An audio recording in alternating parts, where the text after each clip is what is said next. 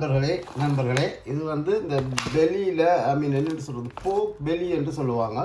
இங்கே வந்து யூரோப்பில் டெஸ்கோ லாஸ்டாலெல்லாம் இப்படி இருக்கும். இதை வாங்கி இதை சின்ன வெட்டினீங்கன்னா நல்ல டேஸ்டான ஒரு கறிவிக்கிறேன். இந்த முறை நான் இதில் என்ன செய்ய போகிறேன்னா ஒரு டேஸ்டான ஒரு போக் ஃப்ரை செய்ய போகிறேன். என்னென்னு செய்கிறேன்றதை அப்படியே தொடர்ந்து இந்த வீடியோவை பாருங்கள். என்னென்னு செய்கிறேன்னா காட்டுவேன். இந்த பாருங்கள் இதான் அந்த போக் பெல்லி இதெல்லாம் வெட்டி கட் பண்ணி வச்சுருக்கிறேன். இந்த பாருங்கள் இதில் சின்னலாம் வெட்டி இருக்குது. இதில் சின்னலாம் வெட்டணும். இதில் சின்னலாம் வெட்டிட்டு தான் இந்த இது செய்யணும். இதெல்லாம் ஆயில் வர்றபடியாக நீங்கள் எண்ணெய் வெட்டிக்கிட்டால் கூட எண்ணெயாகும். இப்போ எண்ணெய் விடாமல் வெறுமையாக தான் போட்டு செய்யணும்னா அப்படியே காய்ச்சிக்குள்ளே போட வேண்டியா. நான் கல் உப்பு போடுறேன் பாருங்கள். தேவையான அளவு உப்பை போட்டு கொடுங்க. அஜினமோட்டோ போட்டுக்கோ டேஸ்ட்டுக்கு. அது அஜினங்கள் ஒரு கருவேப்பத்தை 3 ஏலக்காய் ரம்பை இதெல்லாம் போடுறதுன்னா மூடியாக அவிய வைக்கல.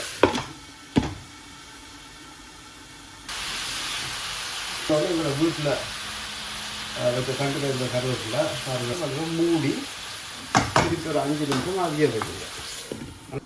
இப்போ பாருங்கள் ஒரு 4 மினிட்ஸ் மூடி அவிய விட்டு நம்ம திறந்து பார்ப்போம். தான் இப்போ பார்த்தீங்கன்னா பாருங்கள் எவ்வளோ ஜூஸ் வந்துருக்குங்க.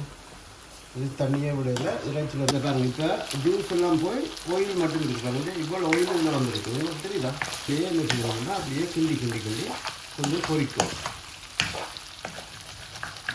வந்து இப்படி கலர் மாறும். உங்களுக்கு பார்த்தீங்களா அந்த ஒரு லைட் ப்ரௌனுக்கு வரும் பாருங்கள். தெரியுது லைட் ப்ரௌனாக இப்படி பொறி போட்டுக்கணும்.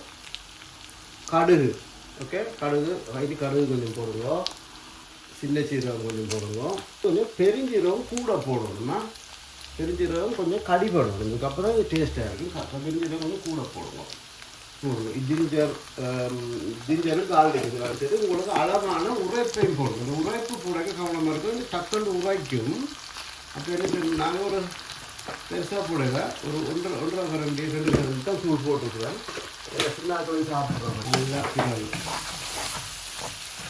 இதை நீங்கள் கவனமாக இருக்கணும். அடுப்பு விட்டு போயிடக்கூடாது. போனீங்கன்னா டக்குன்னு கரெக்டி வச்ச மிளகாய் இருக்குது. மிளகாய் கொஞ்சம் நீட்டாக விட்டு பெருசாக போடுறோம் நம்மளுக்கு. அது மிளகாயும் வெட்டி வச்ச வெங்காயத்தையும் போடுவார். வெங்காயத்தையும் போட்டு நீங்கள் என்ன செய்யணும்னா இது வெங்காயம் மிளகாயும் இதாகணும். இந்த பாருங்க இப்படி இருக்குண்டு. அப்படி இருக்கா? சரி வாங்க சாப்பிடும். தான் இதாண்டை செஞ்ச வெளி ஃப்ரை இப்போ இருக்கும். நல்ல சாஃப்டாகவும் நல்ல ஒரு கிரஞ்சியான டேஸ்டாக இருக்கும்.